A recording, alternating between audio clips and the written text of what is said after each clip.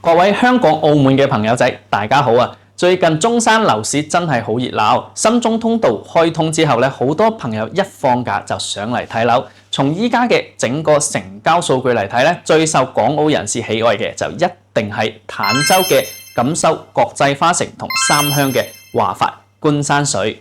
點解？因為呢兩個樓盤嘅港味最濃啊，配套成熟，而且價錢聽落去咧真係好吸引㗎。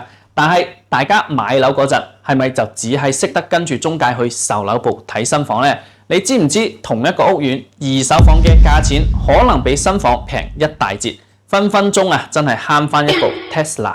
今日我就同大家拆解呢兩個熱門樓盤嘅一二手遊戲規則，幫你喺中山置起碼慳翻20幾萬。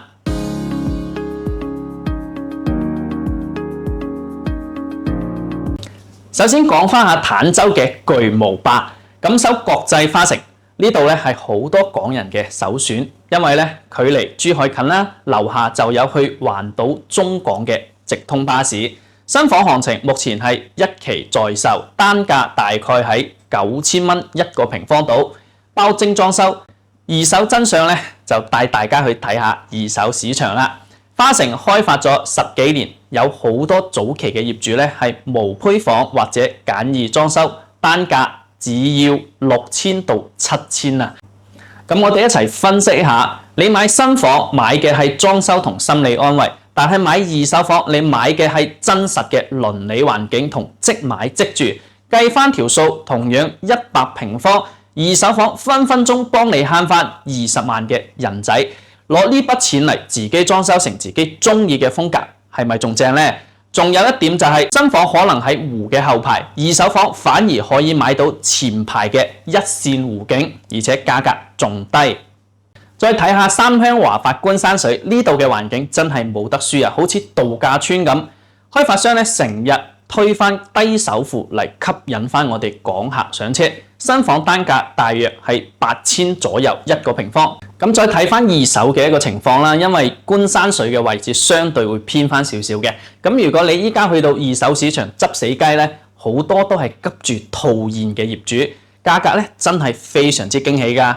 咁提醒一下啦，呢類嘅物業新房同二手嘅溢價空間非常大。買二手咧唔單止係平，最重要係你可以睇到整間屋嘅通風、採光有冇滲水，呢啲係售樓部睇模型睇唔到嘅一啲細節嚟㗎。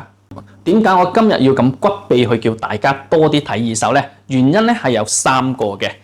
第一，所見即所得，唔怕爛尾啦。雖然依家好多大發展商，但係買樓始終都係要安心。二手房嘅外牆、電梯、物業管理好唔好？你行翻一圈就知道㗎啦。第二，中山市場咧係供過於求嘅，大家一定要明白一個真相。中山目前二手房掛牌量好高㗎，呢一個對買家嚟講咧可能係好事，因為講價權咧係喺你手上。新房嘅價格咧係死嘅，但係二手業主嘅價錢咧係有得傾嘅。第三，配套唔需要等。好多新房話未來有商場啦，有學校啦，但係等得嚟可能你都退休啦。二手房嘅茶餐廳、超市全部都係實體，呢啲先至係生活啊嘛。不過咧，買二手樓都有嘢要注意嘅。第一個，產權要清晰，一定要查清楚間屋有冇抵押權。第二，計清楚稅費，二手房交易咧係有契稅、過稅等等嘅。簽名一定要叫經紀計清楚，全包價。第三，唔好俾裝修嚇親，有啲二手房望落去好殘，其實咧佢結構冇問題，將慳翻嚟嘅差價攞去做全屋翻新，其實住得更加舒服。